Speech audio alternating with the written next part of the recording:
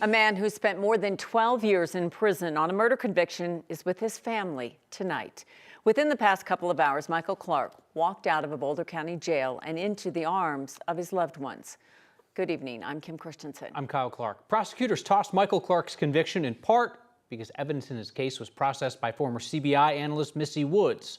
She's now under criminal investigation over accusations she manipulated data in hundreds of cases. 9 News reporter Spencer Soisher is in Boulder for us tonight, where he witnessed Clark's release. Spencer? Michael Clark's family waited around here all day, just ready for this moment to become a reality as they sat in the lobby here. Eventually, they lined up outside one of these side doors waiting for him to walk out. Instead, he walked right through the front door of the main door of the jail. That long walk across this parking lot with his eyes locked on his family from about 30 yards away. A moment that could not have been sweeter for the Clark family. His wife and kids greeting him with open arms, and immediately those tears were flowing. Clark shared a few intimate moments with his biggest supporters before he told us how it felt to walk out of here. And everybody that stuck with us over the years and believed in me and believed in us and have helped Amy to help raise them into the amazing kids that they are. I'm amazed to see this many people here to see this, but thank you for coming, and I'm just so grateful to be here and be with them and move on with our lives. While Clark is out of jail, this case is far from over. The district attorney's office now will decide in early June whether or not to retry this case. He remains charged with murder.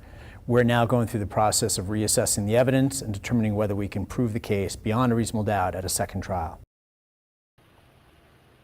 Clark was asked later tonight what he wanted to do when he got home. He had a simple answer to the one question that he did answer. It was, "I just want to do whatever they want." Live in Boulder, Spencer Soisher, 9 News. I-25 in northern Colorado is back open tonight after being closed for hours. The Larimer County Sheriff's Office says it was shut down after a person walking on the interstate was hit by a car. This was near Meade, northeast of Longmont. We know the person was taken to the hospital. No details yet on their injuries. The Denver metro area got some snow this morning, just a little bit, but sunshine helped warm us up by the afternoon, and the nice weather's going to stick around for a bit. Kathy will take it midweek and then think about the Easter weekend. Yeah, we are tracking another storm, Kim, that we hope will be in and out before Easter Sunday.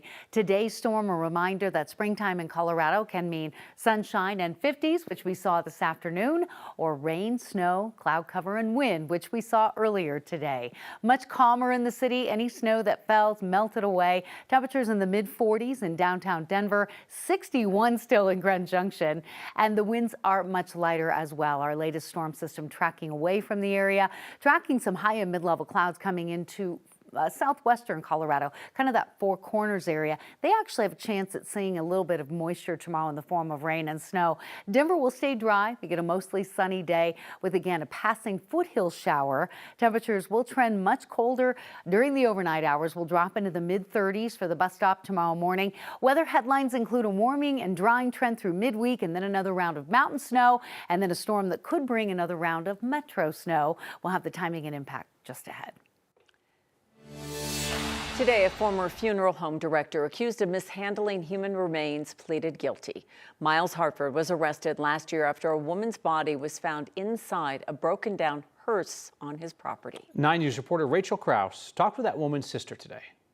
I miss her, and I just want Miles to pay. It's been more than 2 years since Kathy Vorndran lost her sister Christina Rosales after an 8-year battle with Alzheimer's. Kathy lost her sibling, her twin. And we were two peas in a pod. When Christina got sick, they turned to someone they knew, Miles Hartford. We had the best conversation together. I paid him cash for everything, and he says, "I will take such good care of your sister. I loved her so much. She took such good care." And I felt at ease. You know, I really felt like, Chris, you're in great hands, and you're welcome. Christina's funeral came. Kathy scattered ashes in the mountains. A peaceful goodbye erased by a phone call. He goes, "We have reason to believe we found your sister's body." And I was in shock. I'm thinking, what? From who? You know, and they said, "We think her body was found in a hearse." And that's when I just fell to the floor. I was just shocked. Denver police found multiple boxes of cremated remains at Harford's home.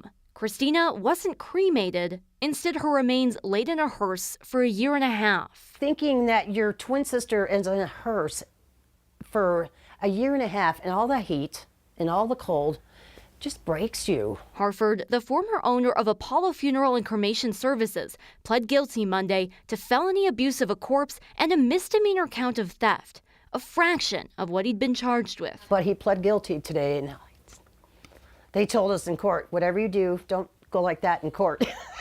As soon as they said it, I'm like, yes, I know I'm going to get yelled at, but I was just so happy. Kathy says she's glad Harford is now accepting responsibility, but still, she wants to ask him why. She'll get that chance when he's sentenced in June. Justice for Chris. Justice for Christina, she knows her twin would be proud of. Yeah, she'd be patting me on the back. I think so. I can feel it. Sorry. Harford will be sentenced on June 9th. He could face up to 18 months in prison. Kathy says she hopes Harford gets those 18 months. It's the same amount of time her sister was left in that hearse. Rachel Krause, 9 News. The former Clear Creek County Sheriff's deputy who shot and killed Christian Glass was sentenced to the maximum today, 3 years in prison. June of 2022, Andrew Bune responded to Glass's 911 call after he got his SUV stuck in Silver Plume. Glass was having a mental health crisis. Bune broke into the SUV, hit him with beanbag rounds, tased him, and then shot him dead. He claimed that he believed Glass was swinging a knife in the direction of another officer. In his first trial, a jury found the former deputy guilty of reckless endangerment, but couldn't reach a verdict on the more serious charges. In his retrial, the jury convicted him on criminally negligent homicide. There were a few other jurors from the first trial that came as well, and we all felt like we needed that sense of closure from being here today because we weren't able to deliver a verdict the first time around. I think that Bune got lucky, considering what happened in our deliberations, where we were 11 out of 12 people ready to convict on the highest charge. And so I think I can understand where the jury landed somewhere in the middle there, but I do think that he got really lucky. 4 other officers on the scene that night still have to go on trial this spring and summer. They're accused of breaking the law by not stepping in to stop what was happening. If convicted, they could lose their credentials to work as police officers in Colorado. Today, opening statements wrapped and witness testimony began in the murder trial for the man accused of throwing rocks at moving cars, killing a woman in Jefferson County. Joseph Koenig is accused of throwing the rock that smashed through 20-year-old Alexa Bartel's windshield, killing her. Jurors heard that attack that ended her life was at least the 10th time that someone had thrown a large rock or another heavy object at an ongoing car. Koenig's 2 co-defendants both pleaded guilty to lesser charges and will testify against him. Koenig's attorney branded them as repeat liars who cut sweetheart deals and asserted one of them, not Koenig, threw the rock. After opening statements, witness testimony began with Alexa Bartel's mom, who tearfully recalled trying to get to her daughter's car at the scene and being turned away. I don't know how long I stood there trying to figure out what was happening. And then I think it just all clicked. I don't know. Then I just screamed and fell to the ground and just realized something bad had happened. If Koenig were to be found guilty of first-degree murder, there is only one sentence under Colorado law: life in prison without the possibility of parole. It looks like a retirement community in southeast Denver, damaged by an explosion last month, will not reopen anytime soon. The Eastern Star Masonic Retirement Community, South Quebec near Harvard, notified the state is laying off the 89 people who work there. It shut down in mid-March after construction work set off an explosion. 8 people were hurt and nearly 90 others were forced to find another place to live. We reached out to the owners to ask if and when they're going to reopen. We haven't heard back. It will now be up to voters to decide if they want to keep Denver's new ban on the sale of flavored tobacco. The Denver City Council overwhelmingly approved the ban in December. In the months since, a group of vape shop owners collected signatures, all in hopes of asking voters if they want the ban to stay in place. Today, the Denver Clerk's office confirmed their petition has over 10,000 verified signatures, and it will be on the ballot. The City Council will decide whether to hold a special election or include it in the next scheduled election this November. Stores in Colorado Springs can start selling recreational marijuana tomorrow. Voters in the state's second largest city passed a measure allowing retail pot last November, more than a decade after the state became the first in the nation to legalize the drug. City leaders had long fought against recreational marijuana sales, arguing it would lead to higher crime rates, increase cannabis use by kids, and harm the city's reputation. City records show 22 storefronts have secured licenses. The Trump administration is defying the Supreme Court's order to facilitate the return of a man from Maryland that the Trump administration mistakenly deported to a notorious prison in El Salvador. And today, the president of El Salvador, Trump's close ally, said he won't help. Those are not suggesting that I smuggle a terrorist into the United States, right? It's always how can I smuggle? How can I return him to the United States? Like I smuggle him into the United States, or what do I do? Of course, I'm not going to do it. It's like, I mean, the question is preposterous. That's El Salvador's President Nayib Bukele speaking with President Trump at the Oval Office today. He claims he does not have the power to return Kilmer Garcia to the U.S. The Supreme Court told the Trump administration to work to fix its mistake and bring the man home.